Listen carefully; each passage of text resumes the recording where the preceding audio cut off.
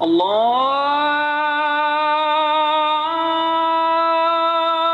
أكبر الله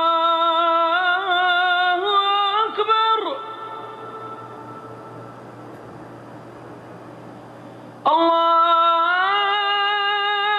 الله أكبر الله أكبر أشهد أن لا إله إلا الله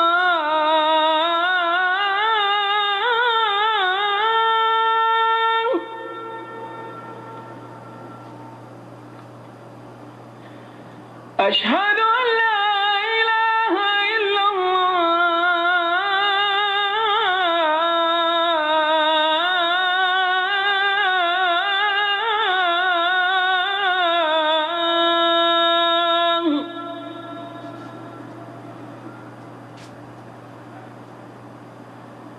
أشهد أن محمدا رسول الله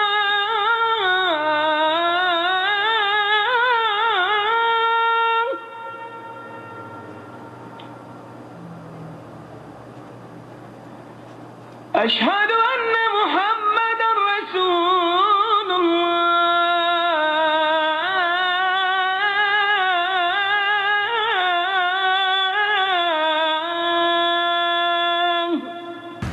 إن الحمد لله نحمده ونستعينه ونستغفره ونعوذ بالله من شرور أنفسنا ومن سيئات أعمالنا من يهده الله فلا مضل له ومن يضلل فلا هادي له وأشهد أن لا إله إلا الله وحده لا شريك له وأشهد أن محمدا عبده ورسوله أما بعد فإن خير الحديث كتاب الله وخير الهدي هدي محمد صلى الله عليه وسلم وشر الأمور محدثاتها وكل محدثة بدعة وكل بدعة ضلالة وكل ضلالة في النار رب اشرح لي صدري ويسر لي أمري واحلل عقدة من لساني يفقهوا قولي رب أعوذ بك من همزات الشياطين وأعوذ بك رب أن يحضرون أعوذ بالله السميع العليم من الشيطان الرجيم بسم الله الرحمن الرحيم والفجر وليال عشر والشفع والوتر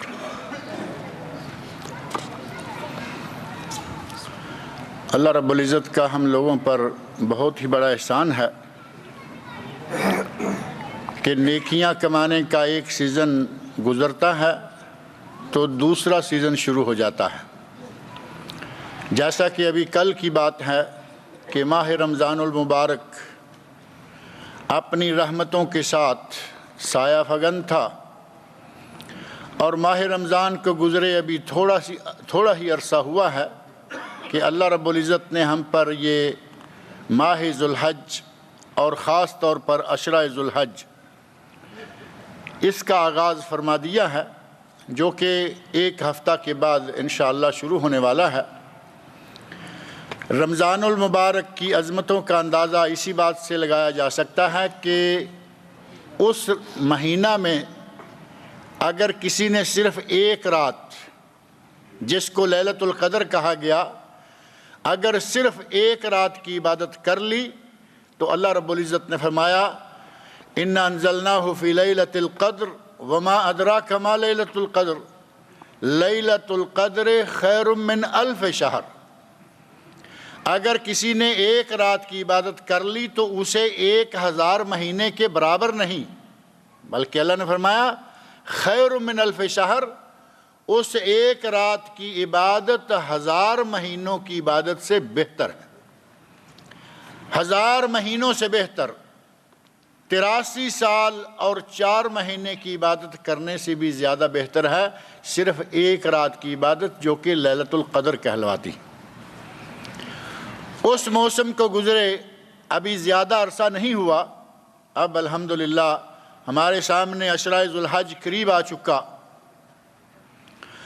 اور عشرہ ذوالحج جس کے شب و روز، جس کے دن اور جس کی راتیں بہت ہی اجر و ثواب والی ہیں.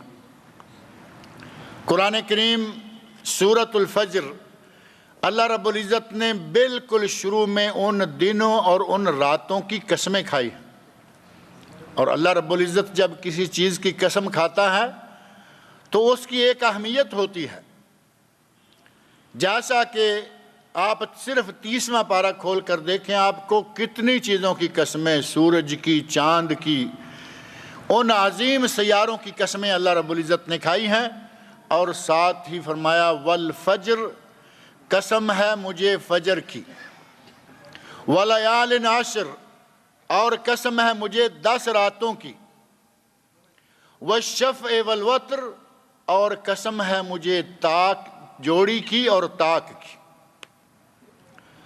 علماء تفسیر نے لکھا ہے کہ یہاں فجر سے مراد یوم عرفہ کی فجر، فجر سے مراد 9 ذو الحج کی فجر، یا فجر سے مراد حج اکبر 10 ذو الحج کی فجر،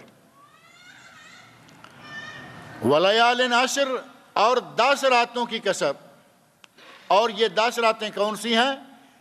1 ذو الحج سے لے کر 10 ذو الحج کی راتیں، والشفع والوتر، اور قسم ہے طاق کی اور جوڑی کی، شفع جوڑی اور وتر طاق وتر، اور یہ ہیں یوم عرفہ، کیونکہ وہ طاق ہے، 9 ہے، وہ 2 پر تقسیم نہیں ہو سکتا، اور شفع 10 ذو الحج، یوم نحر، حج اکبر، یہ سارے نام اسی ایک ہی دن کے ہیں۔ اللہ رب العزت نے دنوں کی قسمیں کھائیں، اللہ رب العزت نے راتوں کی قسمیں کھائیں۔ ولیال عشر، 10 راتیں۔ شیخ الاسلام امام ابن تیمیہ رحمۃ اللہ علیہ سے پوچھا گیا کہ رمضان کی 10 راتیں، رمضان کی آخری 10 راتیں افضل ہیں یا حج کی؟ تو شیخ الاسلام ابن تیمیہ رحمۃ اللہ علیہ نے فرمایا کہ رمضان کی 10 راتیں افضل ہیں اور ذو الحج کے 10 دن افضل ہیں۔ رمضان کے 10 دنوں سے ذو الحج کے 10 دن افضل، اور رمضان کی 10 راتیں ذو الحج کی 10 راتوں سے افضل، کیونکہ رمضان کی ان 10 راتوں میں عشرہ اخیر میں لیلۃ القدر ہے، جس ایک رات کی عبادت کا ثواب اللہ نے 83 سال اور 4 مہینوں کی عبادت سے زیادہ رکھا ہے۔ لیکن 10 ذو الحج، پہلے 10 دن، ان دنوں کی عظمت کا اندازہ آپ اس سے لگا سکتے ہیں کہ نبی اکرم صلی اللہ علیہ وسلم، صحیح بخاری اور حدیث کی کئی دیگر کتابوں میں موجود نبی صلی اللہ علیہ وسلم کا ارشاد ہے، ما من ایام العمل صالح فیہن، سال میں کوئی بھی ایسے دن نہیں ہیں کہ جن میں کیا گیا عمل ان 10 دنوں میں کیے گئے عمل سے بہتر ہو۔ ان 10 دنوں میں کیے گئے عمل سے بہتر سال کے کسی دن میں کیا گیا عمل نہیں ہے۔ صحابہ کرام رضی اللہ عنہم، ایک صحابی نے فوراً سوال کر دیا، وَلَا الْجِهَادُ فِي سَبِيلِ اللَّهِ، اے اللہ کے رسول، کیا اللہ کی راہ میں جہاد کرنا بھی ان دنوں میں کیے گئے عمل سے بہتر نہیں ہے؟ ظاہر ہے کہ جہاد کتنا بڑا عمل ہے۔ جہاد میں آدمی اپنی جان اللہ کی راہ میں قربان کرتا ہے۔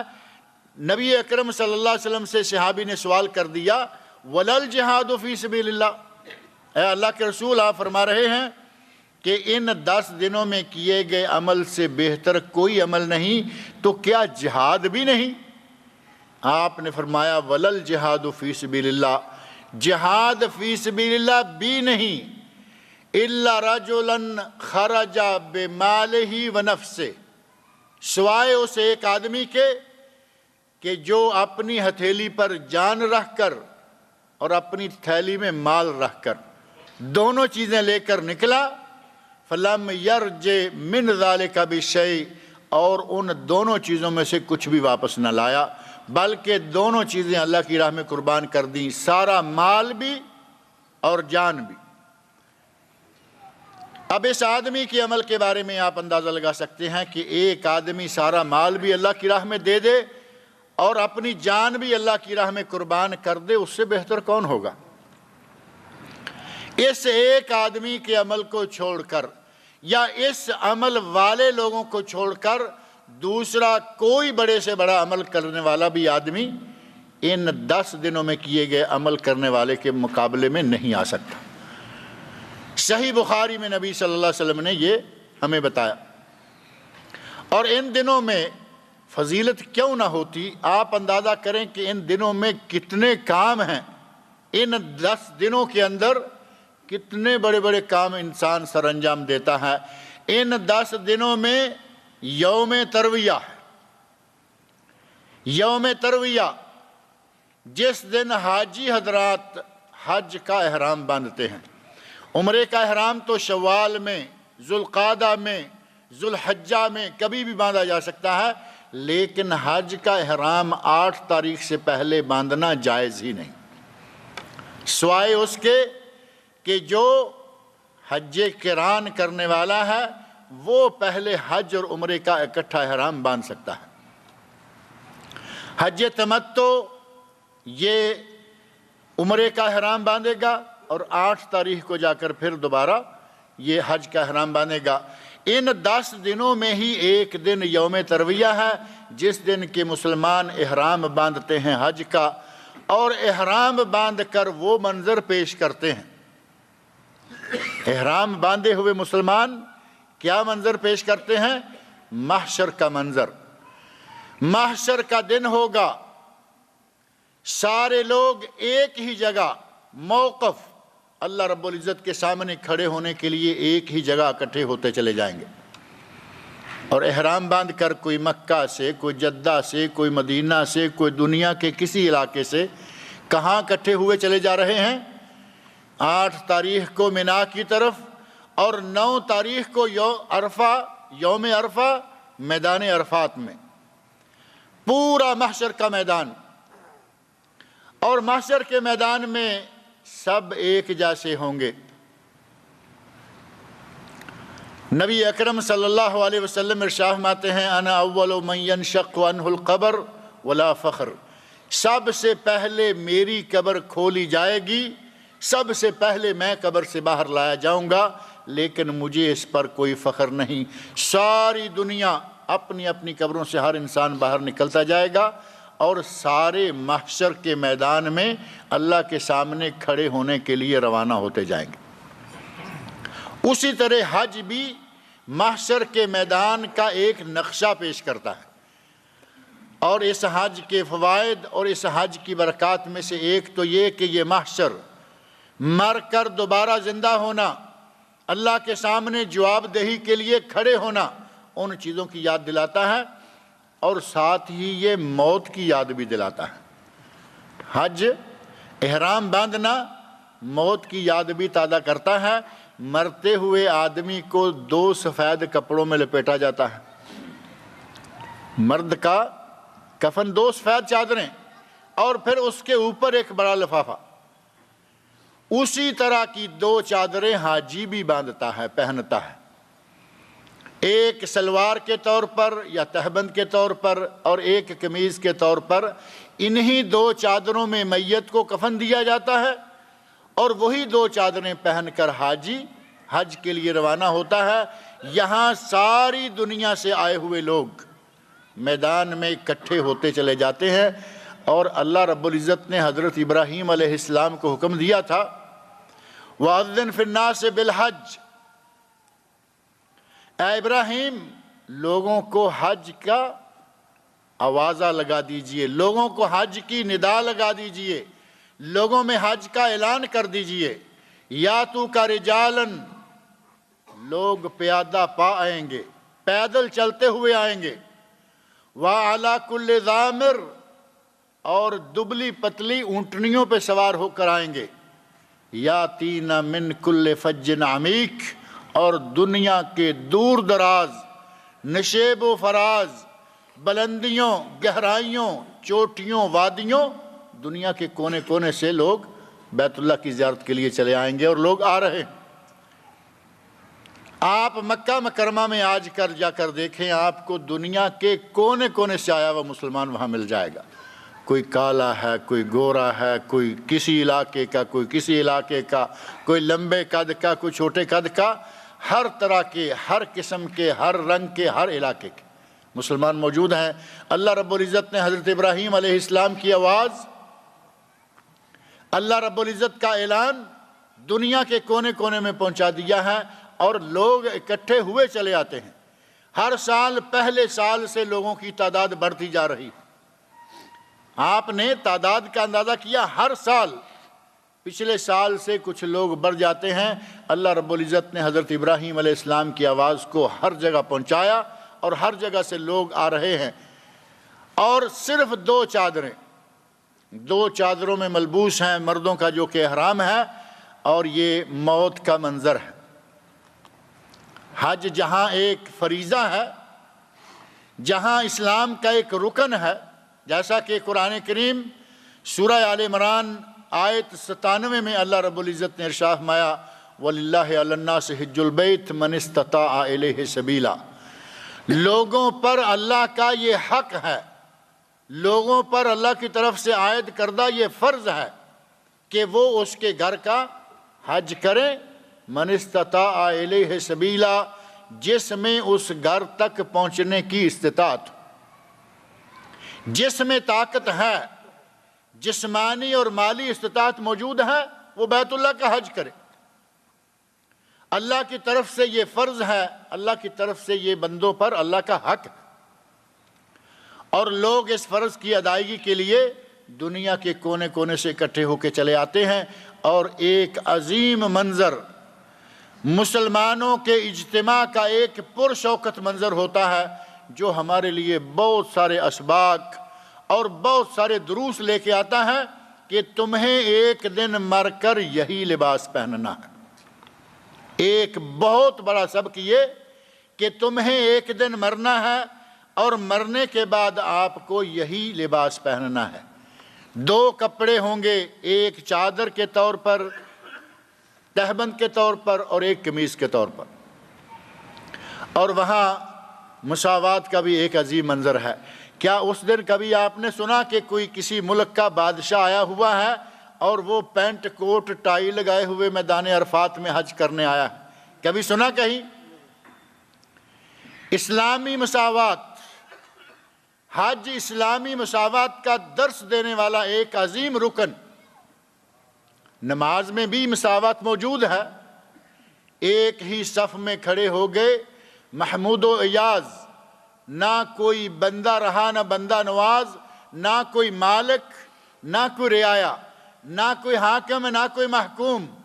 مسجد میں پہنچیں تو سارے ایک جیسے، ایک صف میں حاکم بھی کھڑے ہیں، ان کے ساتھ محکوم بھی کھڑے ہیں، اور حج کے میدان میں سارے ایک، حاکم کا لباس بھی وہی دو چادریں، اور محکوم کا لباس بھی وہی دو چادریں۔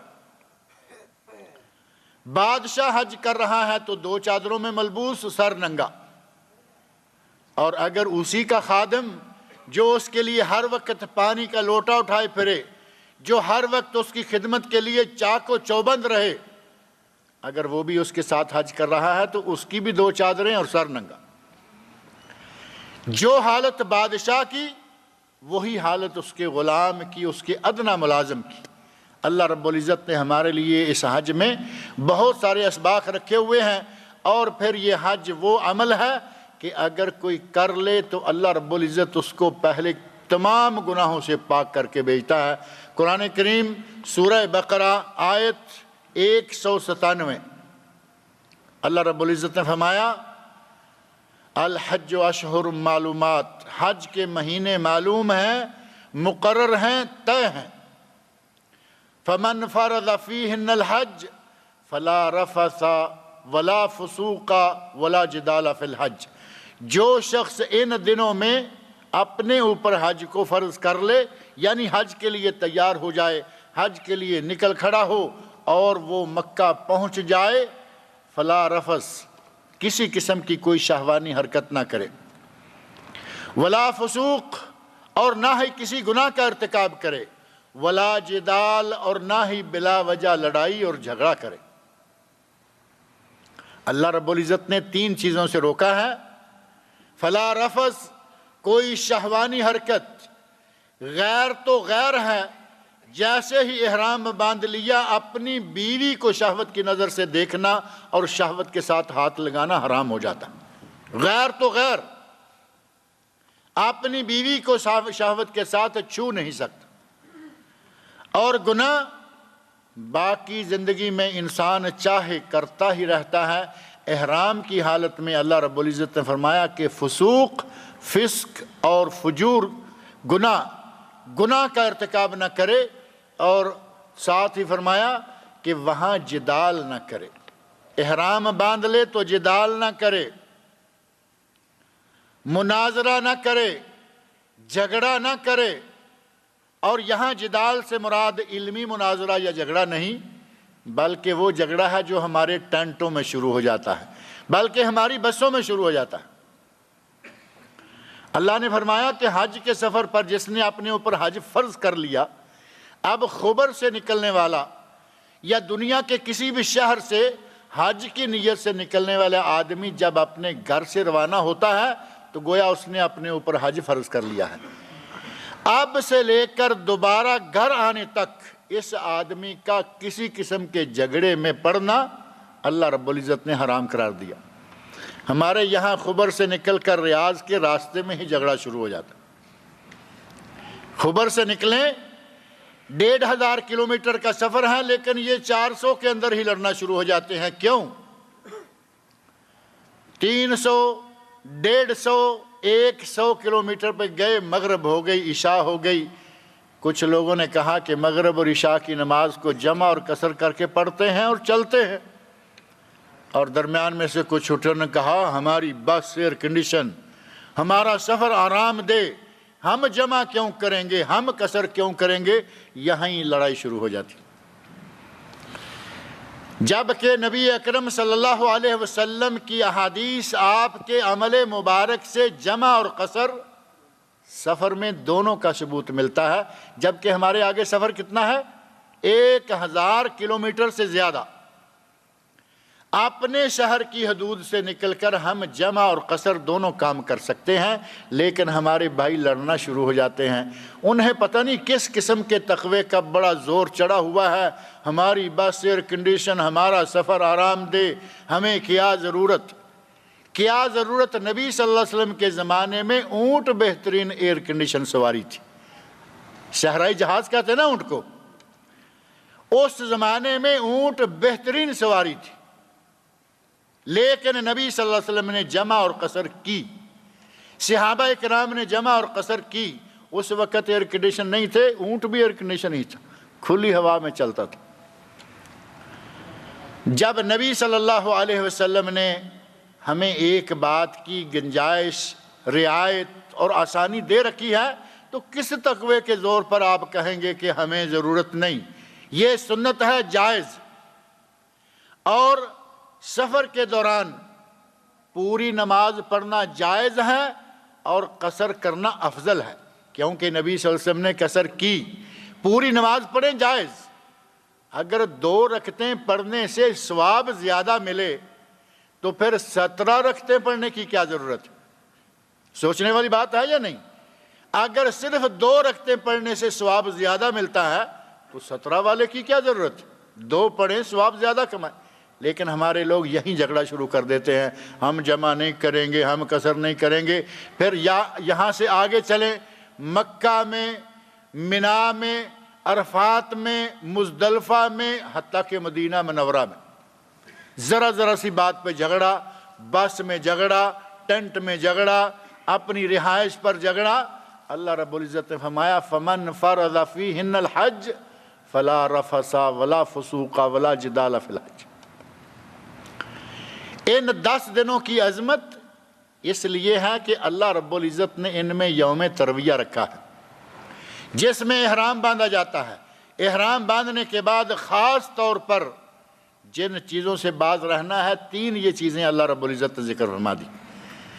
اور اسی 10 دنوں کے دورانیہ میں 9 تاریخ ہے یوم عرفہ، جس دن مسلمان میدان عرفات میں اکٹھے ہوتے ہیں، اور نبی اکرم صلی اللہ علیہ وسلم کا صحیح حدیث میں ارشاد ہے یوم عرفہ، صوم یوم عرفہ احتسب علی اللہ ان یکفر السنتین، ایک دن یوم عرفہ 9 ذوالحج کا روزہ رکھنا مجھے اللہ سے امید ہے کہ وہ 2 سالوں کے گناہوں کا کفارہ ہو جائے گا۔ 2 سالوں کے گناہ اللہ مٹا دیتا ہے، ایک گزرا ہوا سال اور ایک آئندہ سال۔ 2 سالوں کے گناہ، ایک دن کا روزہ، وہ بھی انہی 10 دنوں میں ہے۔ اور حجاج کرام کے لیے روزہ رکھنا جائز نہیں ہے۔ جو لوگ حج کر رہے ہیں انہیں تو اللہ وہاں اور بہت سارا اجر و ثواب دے گا، یہ اجر و ثواب ان کے لیے ہے جو لوگ اپنے گھروں میں ہیں، تاکہ وہ بھی اجر و ثواب سے محروم نہ رہیں۔ ان کے 2 سالوں کے گناہ، حاجی کے ساری عمر کے گناہ اللہ معاف کر دیتا ہے۔ صحیح بخاری اور حدیث کی متعدد کتب میں حدیث موجود ہے، نبی اکرم صلی اللہ علیہ وسلم ارشاد فرماتے ہیں فمن حج، جس نے حج کیا، فلم یرفس ولم یرفس فلم یفسق، من حج فلم یرفس ولا یفسق رجع من ذنوبہ کیوم ولدتہ امہ، جو آدمی حج کرے، حج کے دوران کوئی فسق و فجور اور شہوانی حرکت نہ کرے، رجع من ذنوبہ کیوم ولدتہ امہ، وہ گناہوں سے یوں پاک ہو کر لوٹتا ہے کہ جیسے آج اس کی ماں نے اسے جنم دیا ہے۔ جس طرح بچہ گناہوں سے پاک لوٹتا ہے، اسی طرح حاجی گناہوں سے پاک ہو کر لوٹتا ہے۔ تو گویا اللہ رب العزت نے نہ حاجی کو محروم رکھا اور نہ ہی غیر حاجی کو۔ حاجی کے ساری عمر کے گناہ معاف ہو جاتے ہیں، اور دوسرے لوگ جو حاجی نہیں ہیں ان کے کم از کم 2 سال کے گناہ ایک دن کا روزہ رکھنے سے اللہ تعالیٰ معاف فرما دیتا ہے۔ ان 10 دنوں میں یوم عرفہ ہے، اور انہی 10 دنوں کا آخری دن، سردار دن، جس کو حج اکبر کہا گیا ہے، یوم نہر ہے۔ وہ دن جس دن جمرہ عقبہ کو رمی کی جاتی ہے، سب سے بڑے شیطان کو اس دن ساری دنیا کے مسلمان جو میدان عرفات میں اکٹھے ہوتے ہیں وہ کنکریاں اور جوتے مار رہے ہوتے ہیں۔ جوتے مارتے بھی آپ نے دیکھے ہوں گے، غصے میں آ کے لوگ کیا کیا کچھ کر جاتے ہیں۔ نبی صلی اللہ علیہ وسلم کی سنت صرف کنکری، سفید چنے کے قریب ملتی جلتے وزن کی یا اس حجم کی، لیکن وہاں آج بھی موجود ہے، غصہ آیا ہوا ہے، آج مومن غصے میں بھڑکا ہوا، قریب جا کے جوتا اتار کے باقاعدہ وہ اس پلر کو مار رہا ہے۔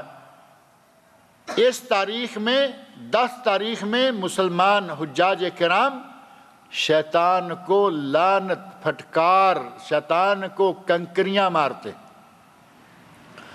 اب ظاہرہ کہ جوتا مارنا سنت سے ثابت نہیں ہے، لیکن اس کے لیے کنکری بھی جوتے کے برابر ہے، اور یہی برابر ہے بلکہ بڑی ہے، کیونکہ یہ نبی صلی اللہ علیہ وسلم کی سنت ہے۔ اور اسی تاریخ کو مسلمان اپنے بال کٹواتے ہیں، 10 تاریخ یوم نہر۔ اسی تاریخ کو حاجی حضرات مکہ مکرمہ میں اپنے حج کی ہدی اللہ کی راہ میں قربان کرتے ہیں، جانوروں کی قربانیاں کرتے ہیں، خون بہاتے ہیں۔ اور اسی 10 تاریخ کو تندرست و توانا حاجی بیت اللہ شریف کا حج، حج افاضہ، طواف افاضہ، جو سب سے اہم طواف ہے، وہ بھی اسی دن عموماً کیا جاتا ہے، سوائے اس کے کہ کسی کو کوئی عذر ہو، کوئی ایسی شرعی وجہ ہو کہ وہ نہ جا سکے، ورنہ 10 تاریخ کو ہی طواف افاضہ بھی کر لینا چاہیے۔ کتنے عمل ہیں جو ان 10 دنوں میں کیے جاتے ہیں، اور انہی 10 دنوں میں یوم عرفہ حاجیوں کے لیے اور یوم نہر حاجیوں کے لیے اور عام لوگوں کے لیے 10 تاریخ کو دنیا بھر میں قربانیاں کی جاتی ہیں۔ اور قربانی کے سلسلہ میں اللہ رب العزت نے قرآن کریم میں ارشاد فرمایا ہے، سورہ حج، لَن يَنَالَ اللَّهَ لُحُومُهَا وَلَا دِمَاؤُهَا وَلَكِنْ يَنَالُهُ التَّقْوَى مِنْكُمْ، اے لوگو، اللہ کو تمہاری قربانیوں کا خون اور تمہاری قربانیوں کا گوشت نہیں پہنچتا۔ اللہ نے قرآن کریم میں قربانی دینے کا حکم دیا، قرآن کریم سورہ کوثر، انا اعطیناک الکوثر فصل لربک وانحر، اللہ نے فرمایا کہ اے میرے نبی ہم نے آپ کو کوثر دیا، حوض کوثر کی نعمت عطا فرمائی، اور فرمایا فصل لربک وانحر، اس نعمت کے شکریہ کے طور پر نماز پڑھ اور قربانی کر۔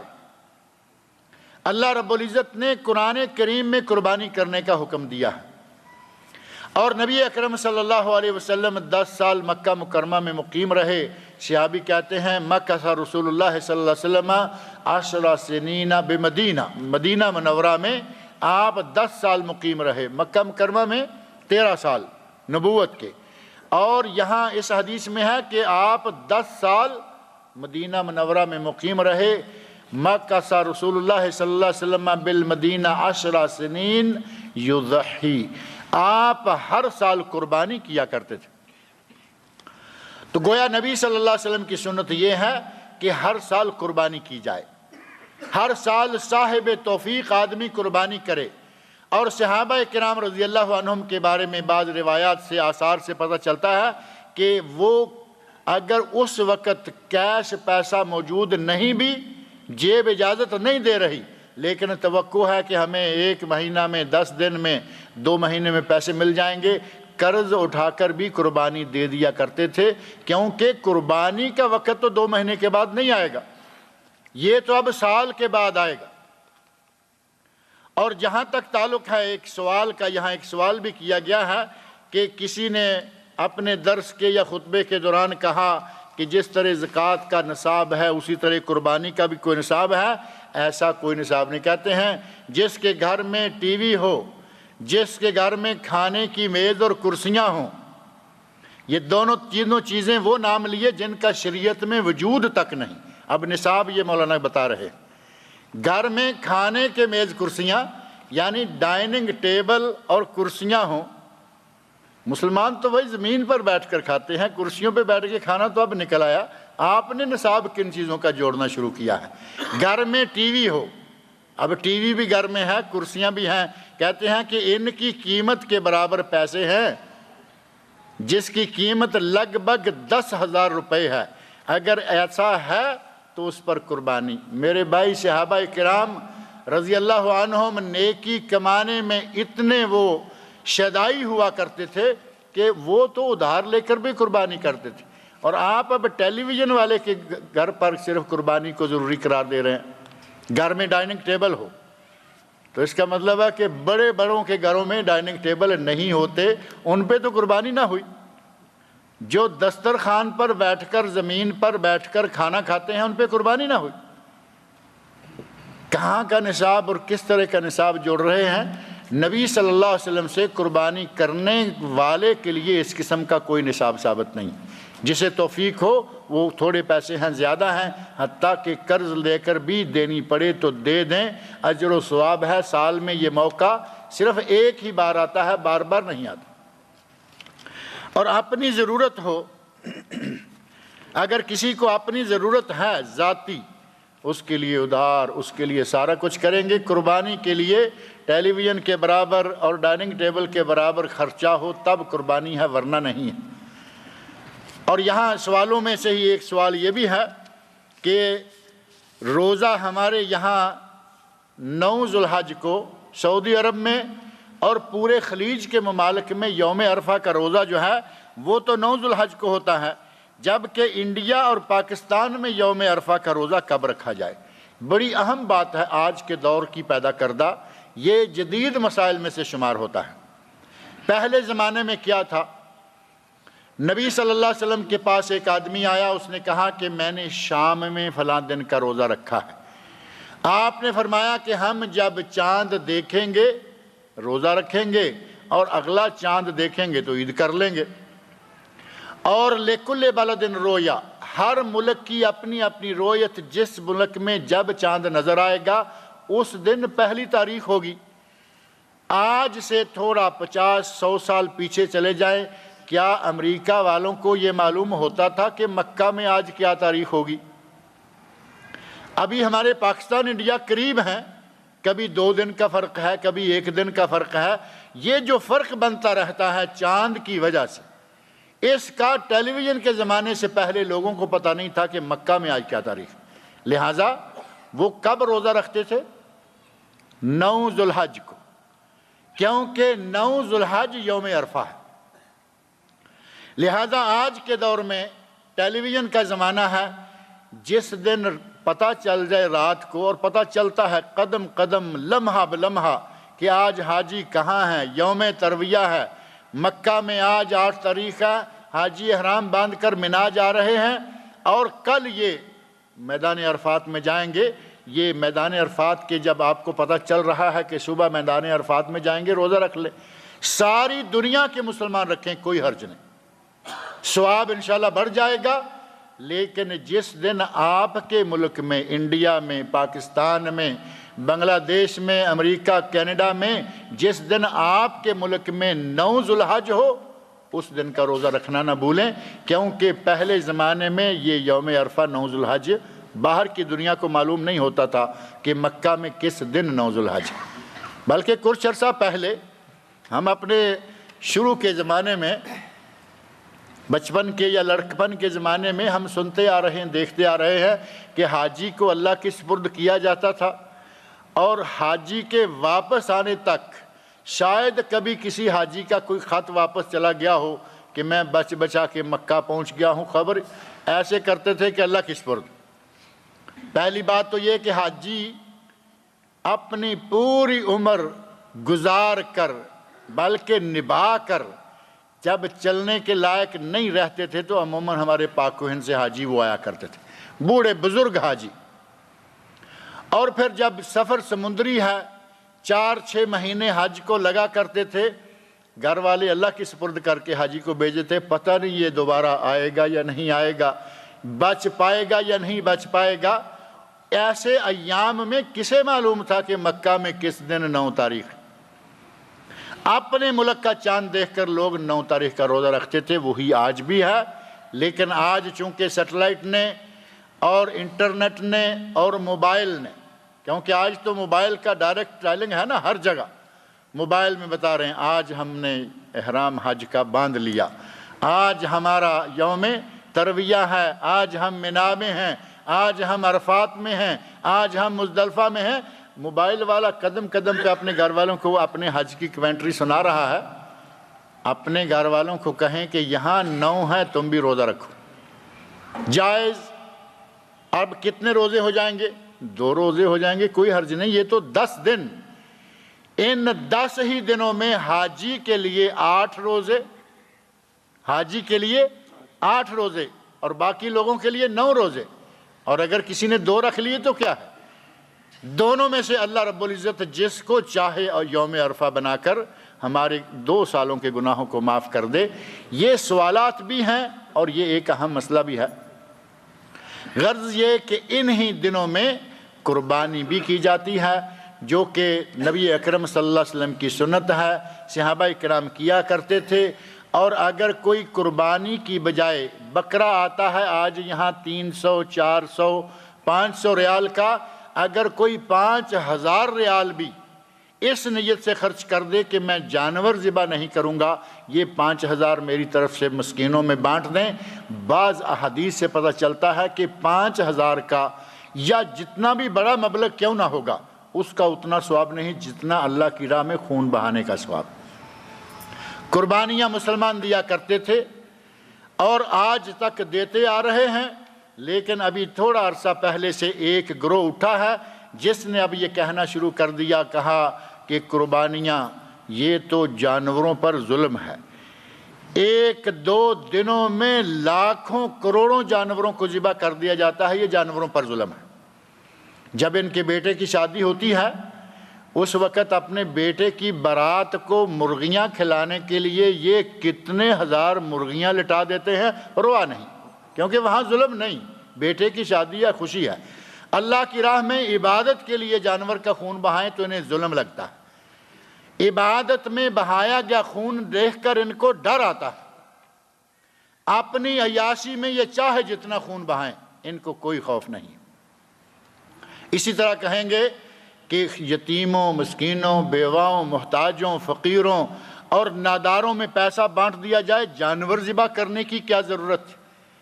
یہ اتنے مسکینوں کے خیر خواہ کہ ان کو صرف سنت رسول پر چھری چلانا آتی ہے، ان کو خیر خواہی نہیں آتی۔ ان کا مقصد یہ ہے کہ مسلمانوں کو سنت سے ہٹایا جائے۔ حدیث رسول صلی اللہ علیہ وسلم پر مختلف قسم کے یہ حملے کرتے ہیں، کہیں قربانی کے نام سے کر دیا، کہیں کسی حدیث کو لیا اور کہا کہ عقل نہیں مانتی۔ اس عقل کو کچرے کے ڈبے میں ڈالیں جو عقل صحیح بخاری اور صحیح مسلم کی حدیث کو ماننے کے لائق نہیں۔ ساری دنیا کے مسلمانوں کی عقل مانے اور گنتی پہ انگلیوں پہ گنے جانے کے لائق چند لوگوں کی عقل نہ مانے، اس عقل کی کیا ضرورت ہے؟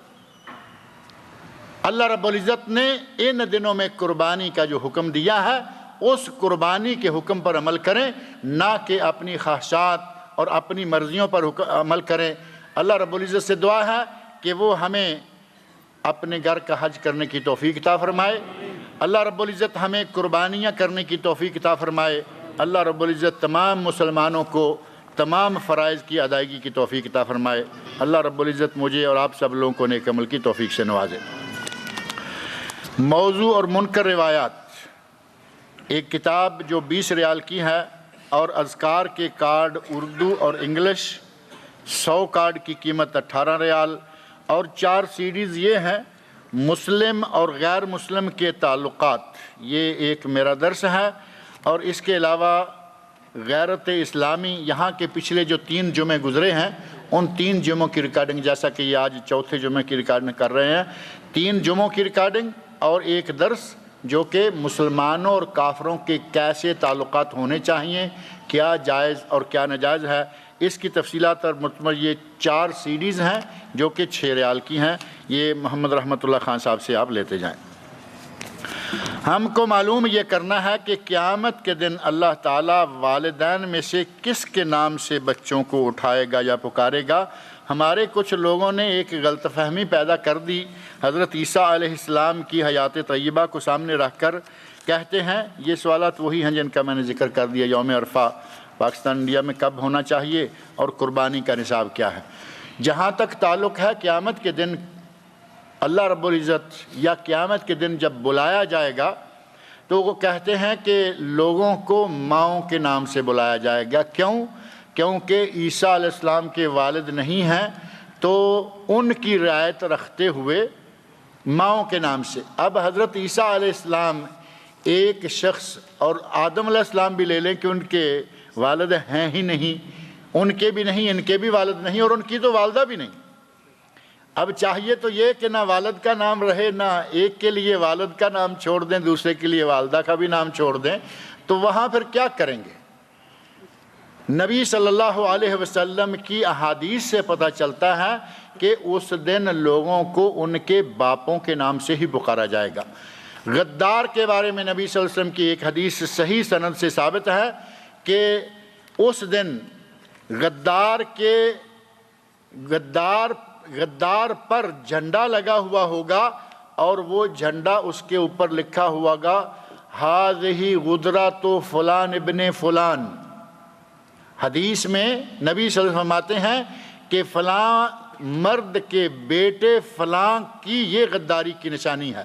وہاں فلان ابن فلان ہے، فلان ابن فلانہ نہیں کہ فلاں عورت کے بیٹے کی، بلکہ فلاں مرد کے بیٹے کی غداری کی نشانی یہ جھنڈا ہے۔ یہ حدیث دلیل ہے کہ قیامت کے دن بھی اللہ تعالیٰ بندوں کو پکارے گا، بندوں کا تعارف ہوگا تو باپوں کے نام سے ہوگا، نہ کہ ماؤں کے نام سے۔ لہذا یہ جو کہا جاتا ہے کہ ماؤں کے نام سے ہوگا، یہ بات غلط ہے، یہ صحیح نہیں ہے۔ صحیح بخاری شریف پڑھنے کے بعد کیا اس کی شرح پڑھنا ضروری ہے؟ بھائی جیسے قرآن پڑھنے کے بعد تفسیر پڑھنا بھی ضروری ہے، قرآن سمجھنے کے لیے ظاہرہ کہ تفسیر کی ضرورت ہے، اسی طرح حدیث کو پڑھنے کے لیے شرح کی ضرورت ہوتی ہے۔ 2 حدیثیں آ جاتی ہیں، ایک حدیث میں کچھ لکھا ہے، دوسری میں کچھ، ان 2 کو اب کیسے زیر عمل لانا ہے یہ بات آپ کو شارحین حدیث بتائیں گے کہ یہ کیا معنی ہے اور ان دونوں کی تشریح کیا ہے، ان دونوں کو بیک وقت جمع کر کے ان پر عمل کیسے کرنا ہوگا۔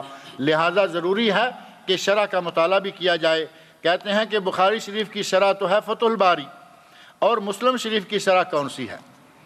مسلم شریف کی کئی شرح ہیں، جیسا کہ فتح الباری کے علاوہ بخاری کی بھی کئی شرح ہیں، لیکن بہترین شرح ہے فتح الباری۔ اور اسی طرح ہی مسلم شریف کی شرح ہے شرح امام نووی رحمۃ اللہ علیہ، جو کہ صحیح مسلم کی بڑی مشہور و معروف شرح ہے، امام نووی رحمۃ اللہ علیہ کی لکھی ہوئی، جن کی کتاب ریاض الصالحین بھی ہے، اور بہت ساری کتابیں امام نووی رحمۃ اللہ علیہ کی، انہی کی ایک شرح مسلم شریف کی شرح بھی ہے۔ اگر مسجد میں جگہ کم ہو، امام کے ساتھ کھڑے ہونا پڑے، تو کیا دائیں طرف والے لوگوں کی نماز ہوگی اور بائیں طرف والے لوگوں کی نہیں؟ اب یہ نئی بات سن لیں۔ اگر جگہ تنگ ہے، ایک آدمی نے دیکھا کہ صف میں جگہ نہیں ہے، وہ گزر کر امام کی دائیں طرف کھڑے ہو گیا، تو کہتے ہیں کہ کیا دائیں طرف والے لوگوں کی نماز ہوگی، بائیں والوں کی نہیں؟ اگر تو امام کی دائیں طرف جا کر کھڑے ہوا ہے تو کچھ پیچھے بھی بائیں طرف لوگ ہیں، ان سب کی انشاءاللہ نماز ہوگی، بشرطے کہ نماز ہونے کی شرطیں ان میں اور امام میں موجود ہوں۔ کبھی ایسا بھی ہوتا ہے کہ لوگوں کی نماز ہو جاتی ہے، امام کی نہیں ہوتی۔ 3 لوگوں کی نمازیں نبی صلی اللہ علیہ وسلم کی حدیث میں آیا کہ ان کے کان سے اوپر نہیں جاتی، یعنی انداللہ مقبول نہیں ہوتی۔ ان میں سے ایک وہ عورت جس کا شوہر ناراض ہو اور وہ شوہر کو ناراض چھوڑ کر ہی مزے سے رات سوتی رہے۔ فرمایا باتت وزوجہا علیہا ساخط، وہ عورت جو پوری رات گزار دے اور اس کا شوہر اس پر ناراض ہو، اسے وہ راضی نہ کرے، اس عورت کی صبح نماز پڑھے گی، نماز نہیں ہوگی۔ اور دوسرا وہ غلام جو اپنے مالکوں سے بھاگ گیا، والعبد العابق حتی یرجع، جب تک وہ لوٹ کر اپنے مالکوں کے پاس نہیں آئے گا، اس کی نماز بھی نہیں ہوگی۔ اور تیسرا وہ امام ہے، وَإِمَامُ قَوْمٍ وَهُمْ لَهُ كَارِهُونَ، وہ امام کہ اس کے مقتدی جو ہیں وہ ذرا کمزور ہیں اور امام ذرا ڈنڈے والا ہے۔ اب اگر امام ذرا کمزور ہوتا تو نکال کے دوسرا کھڑا کر دیتے، امام ڈنڈے والا ہے، اسے کوئی ہٹا نہیں سکتا، یا کہیں اوپر سے بھیجا ہوا ہے۔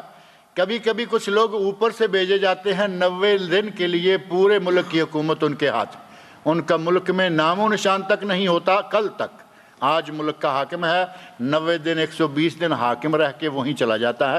اوپر سے آئے ہوئے اس طرح کے ڈنڈے والے امام کے سامنے مقتدیوں کی نہیں چلتی، لیکن سارے مقتدی اس سے نفرت کرتے ہیں۔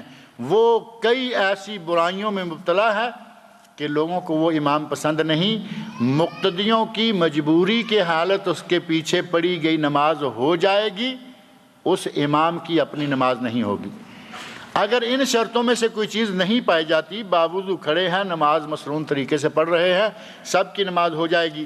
لیکن اگر کچھ لوگ آ کے امام کی بائیں طرف اس کے ساتھ جڑ کر کھڑے ہو جائیں تو یہ طریقہ کار غلط ہے، ناجائز ہے۔ امام کے ساتھ کھڑے ہوں تو دائیں طرف 1 2 10 20، لیکن جگہ کی قلت کی وجہ سے، اور کچھ لوگ لا علمی میں آ کر کہیں بھی کھڑے ہو جاتے ہیں، دائیں کھڑے ہو جائیں یا بائیں کھڑے ہو جائیں۔ نبی صلی اللہ علیہ وسلم نے حضرت عبداللہ بن عباس رضی اللہ عنہما کو بائیں طرف سے ہٹا کر دائیں طرف لا کے کھڑا کر دیا تھا، اسی پر عمل کرنا چاہیے۔ کہتے ہیں کہ میری کمیٹی نکل آئی ہے، یعنی پیسے جمع ہو گئے ہیں، اور میں قربانی کرنا چاہتی ہوں۔ شاید کسی خاتون کا سوال ہے، اور یہ پیسہ میرا ذاتی ہے، لیکن میرے والد قربانی کی اجازت نہیں دے رہے، کہتے ہیں کہ ہم پر قرض ہے، تو میں کیا کروں؟ پاکستان سے کسی نے یہ سوال پوچھا ہے۔ اب ظاہر ہے کہ والد صاحب کی بات تو ماننی چاہیے، لیکن والد صاحب کی بات کب مانیں گے؟ جب قرآن اور سنت کے احکام سے نہ ٹکرائے۔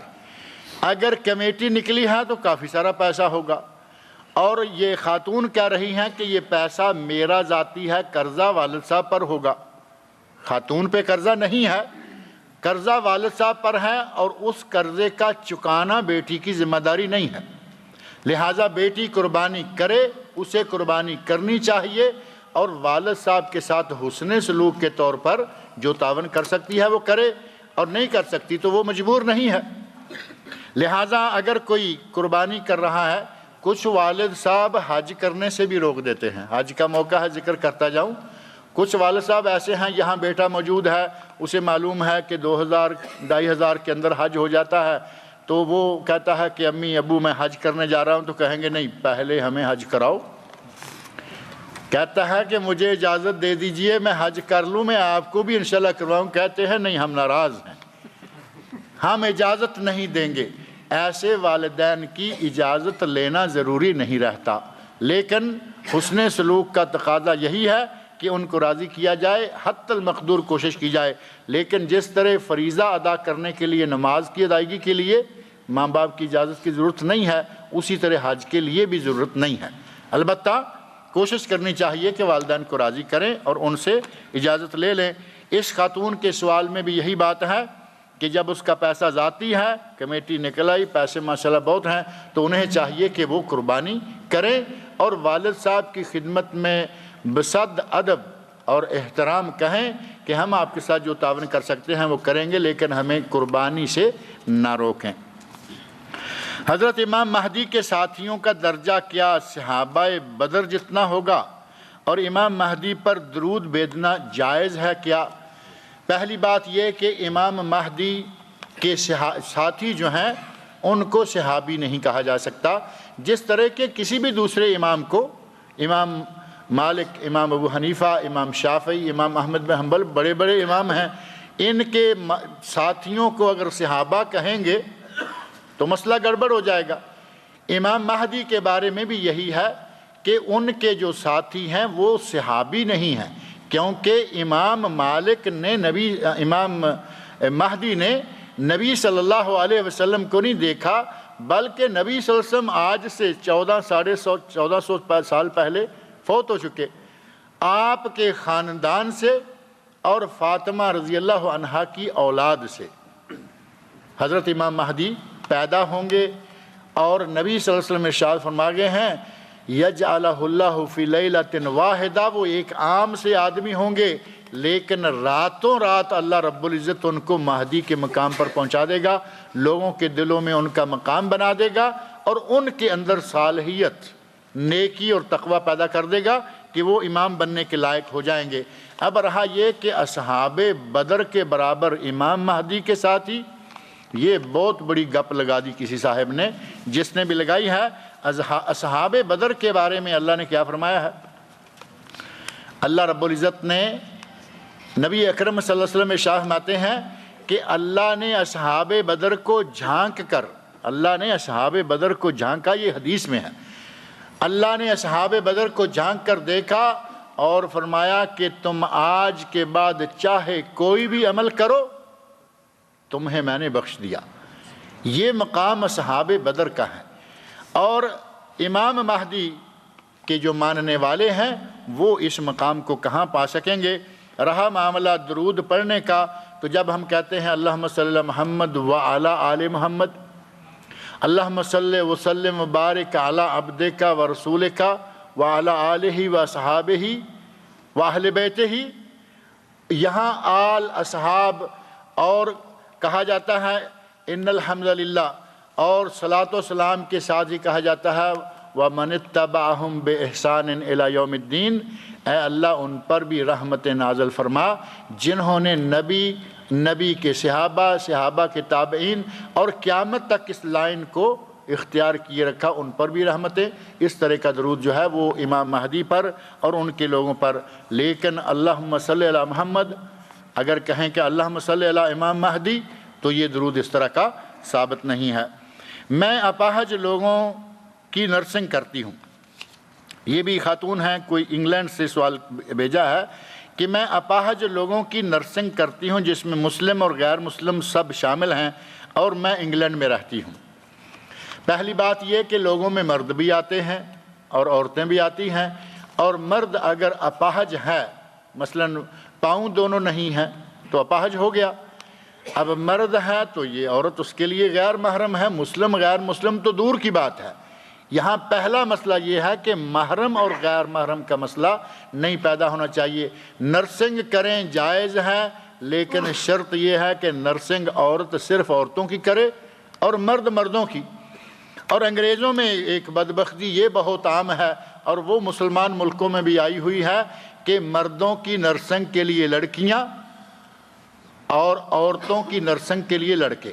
انتہائی بدبختی ان مسلمانوں کی بھی جو کہ اس طریقہ کو اپنے لیے روا اور جائز سمجھتے ہیں.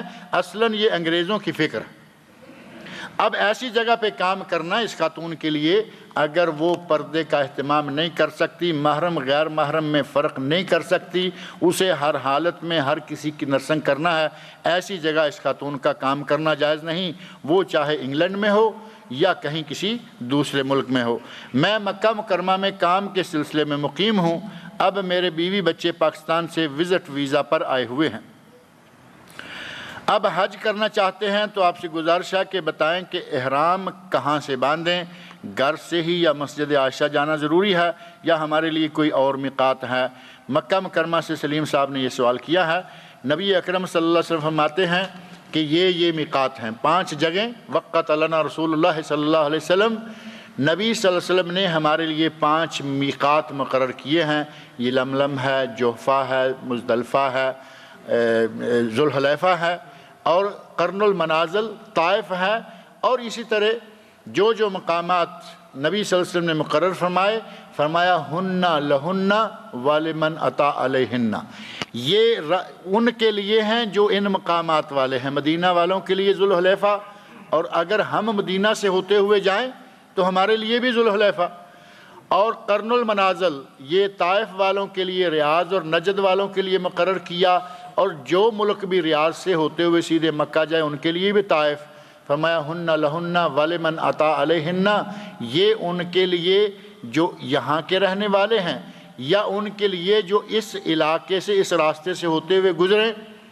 ومن دورہن، اور جو ان مواقیت کے اندر ہیں وہ اپنے اپنے گھروں سے احرام باندھ لیں. مکہ والے ان کے اندر ہیں یا نہیں؟ مکہ والوں کے لیے جائز ہے کہ وہ اپنے گھر سے احرام باندھیں، اور عمرہ کے لیے عموماً وہ یہاں مسجد عائشہ جاتے ہیں.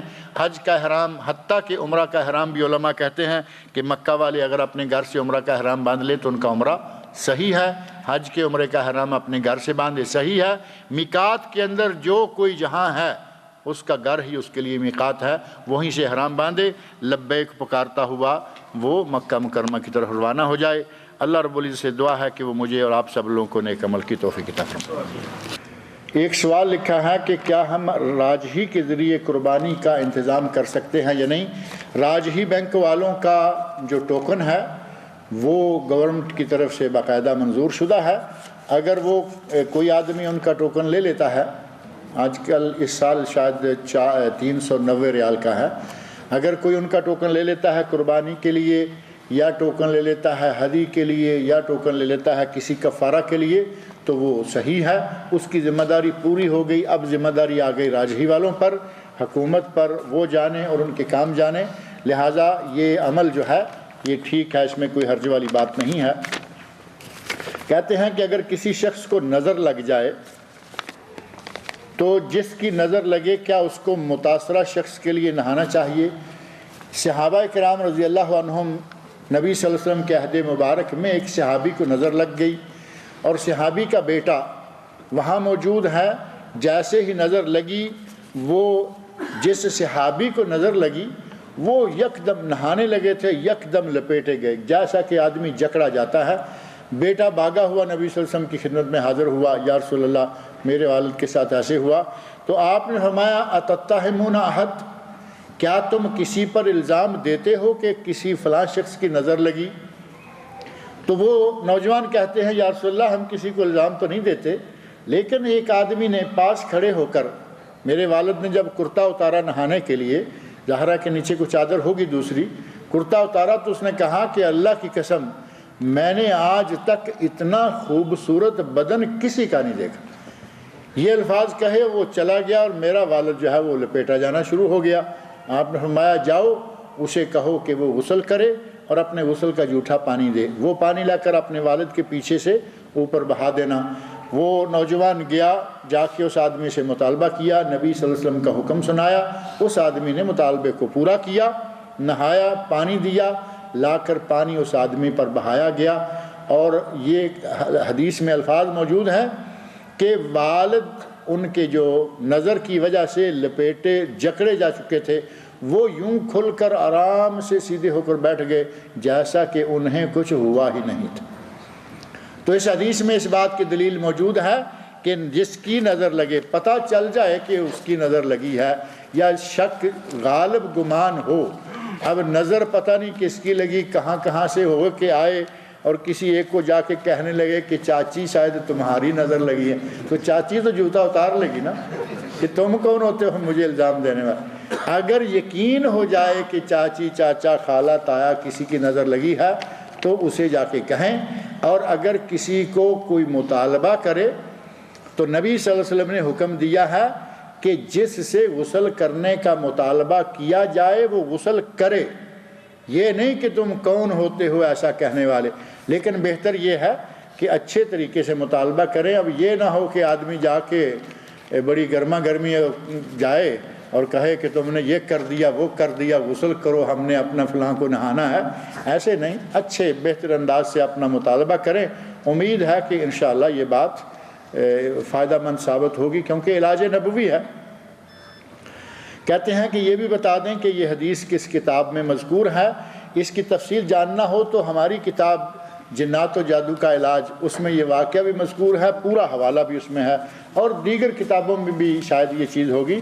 بہرحال اس موضوع کی ہماری کتاب ہے تعویذ، گنڈوں اور جنات و جادو کا علاج، توحید پبلیکیشن بنگلور نے بھی چھاپی ہے، مکتبہ کتاب و سنت پاکستان سے بھی یہ چھپی ہے۔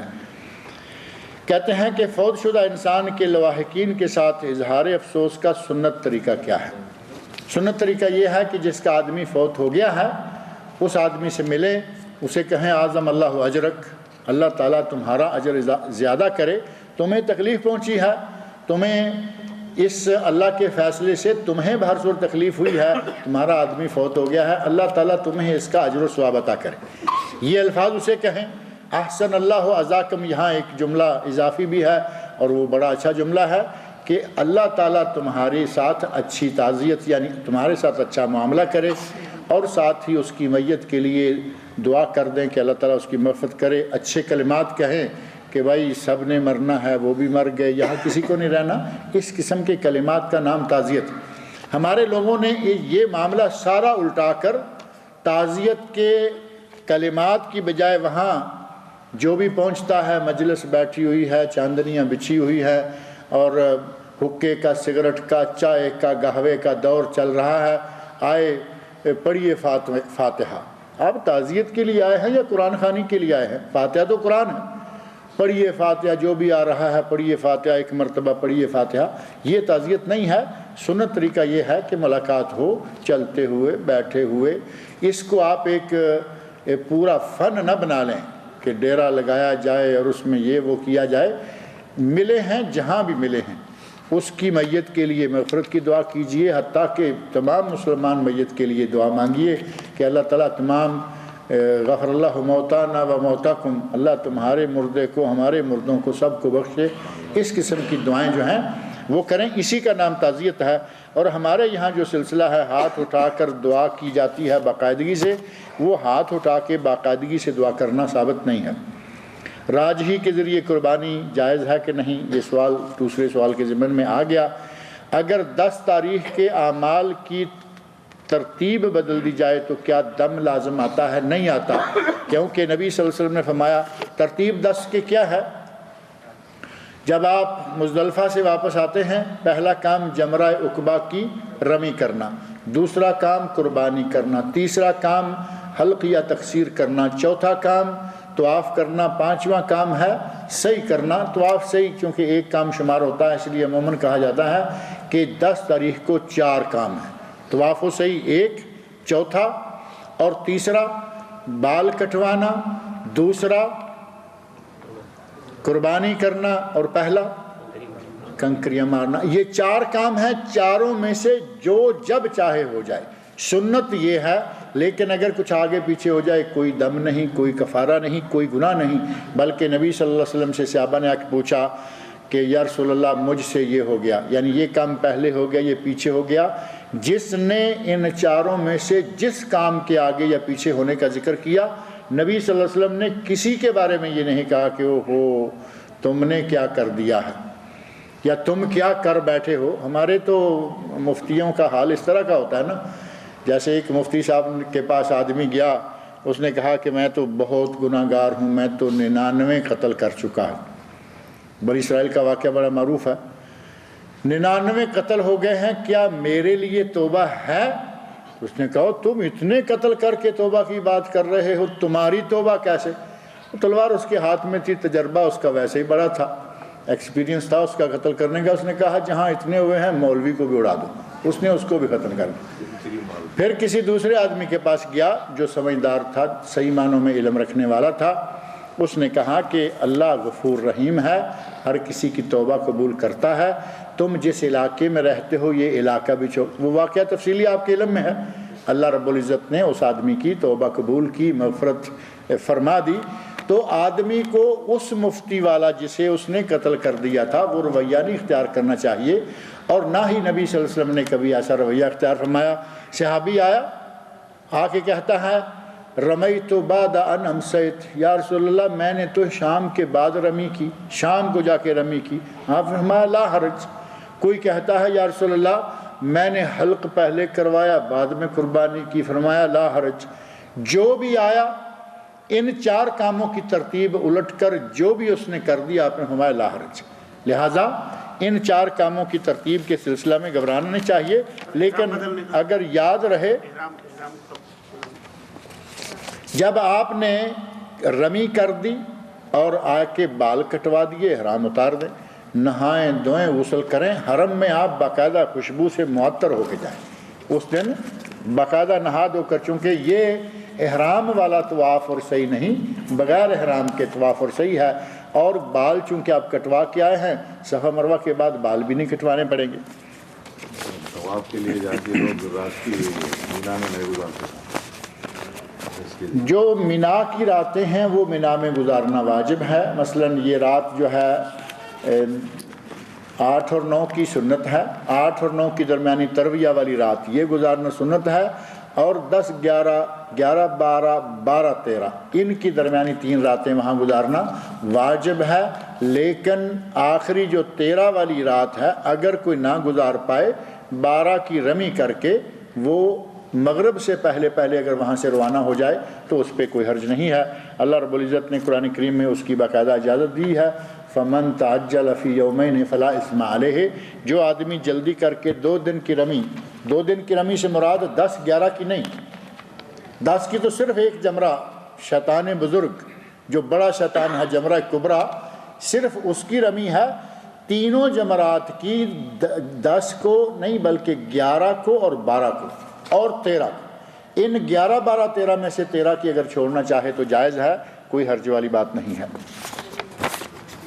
کہتے ہیں سنت اور نوافل نمازوں میں سجدوں میں قرآنی دعا پڑھ سکتے ہیں یا نہیں؟ قرآنی دعا کو دعا کرتے ہوئے پڑھیں گے تو وہ تلاوت شمار نہیں ہوگی، وہ دعا ہوگی. جیسے کسی نے ربنا آتنا فی الدنیا، اور نبی صلی اللہ علیہ وسلم سے یہ سارے کلمات ثابت ہیں، اللہم ربنا آتنا فی الدنیا. تو یہ جب اللہم ربنا آتنا فی الدنیا کہیں گے تو ظاہر ہے کہ اس کے شروع میں اللہم آ گیا، وہ قرآن کی آیت رہی نہیں. اسی طرح دعا کی نیت سے قرآنی دعائیں اگر کوئی سجدے میں پڑھتا ہے تو جائز ہے، کیونکہ وہ تلاوت نہیں ہوگی بلکہ دعا شمار ہوگی. احرام کی حالت میں اگر کوئی اوپر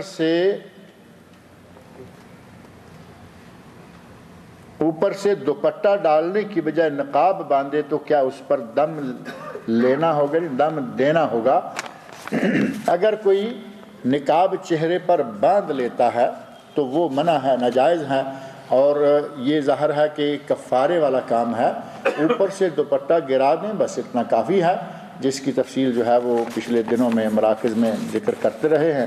اور انشاءاللہ کل عشاء کے بعد 8:15 بجے مرکز دعوت توعیت الجالیات یہ جو اخرویہ ہے اس میں بھی حج کے مسائل اور عمرہ کے مسائل کے سلسلے میں درس ہے، کہ اس موضوع کا آخری درس، لہذا تشریف لائیں، وہاں بھی انشاءاللہ تفصیل ذکر کریں گے.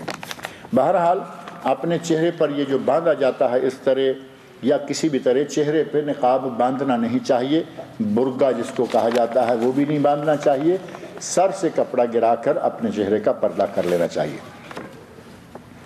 یہ کسی نے 9 سوال لکھے ہیں اور لکھا ہے کہ صحیح جواب چاہیے۔ اب یہ انہیں شک گزرا ہے کہ شاید ہم کچھ غلط جواب بھی دیتے رہتے ہیں، اللہ تعالیٰ ہمیں بھی معاف فرمائے اور ان کو بھی ہدایت دے۔ ظاہر ہے کہ صحیح جواب چاہیے۔ اب یہ ہمارے ساتھ رابطہ کریں، کیونکہ سوال بھی سارے وہ لکھے ہیں کہ کہیں بیٹھ کے ہمیں کوک شاستر لکھنا پڑے گا۔ تشریف لائیں، ہم انشاءاللہ آپ کے سوالوں کے جواب دیں گے۔ پہلا سوال ان میں سے یہ ہے کہ کیا آدمی حمام میں ننگا نہا سکتا ہے؟ نہا سکتا ہے۔ صحیح بخاری میں امام بخاری رحمۃ اللہ علیہ حضرت موسیٰ علیہ السلام کا واقعہ ذکر کرتے ہیں، اور وہ واقعہ معروف ہے۔ حضرت موسیٰ علیہ السلام کہیں نہانے لگے، کپڑے اتار کر پانی کے کنارے پر رکھے، پتھر پر رکھے، پتھر کو اللہ نے حکم دیا، وہ کپڑے لے کے بھاگ گیا۔ کچھ باتیں بظاہر نظر آتا ہے کہ یہ کیسے ہو سکتا ہے، اب اللہ جسے چاہے، کیسے والی وہاں کون سی بات۔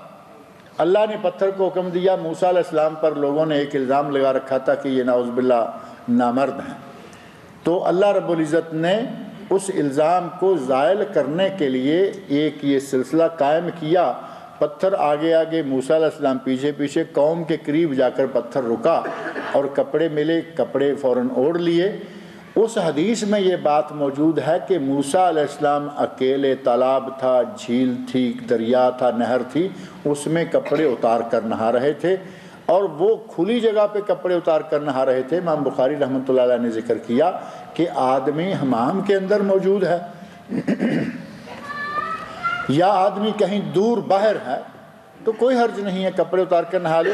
شافعی حضرات جو کیرلا والے ہیں یا کچھ بھٹکل والے، وہ بھی جو کہ شافعی پارٹی ہیں، ان کے نزدیک بغیر کپڑا، چاہے چھوٹا موٹا کپڑا ہی، وہ ایک چھوٹا سا رومال اوڑھ لیں تو سمجھتے ہیں کہ ہم پردے میں آ گئے، وہ کچھ نہ کچھ اوڑھ کر نہاتے ہیں۔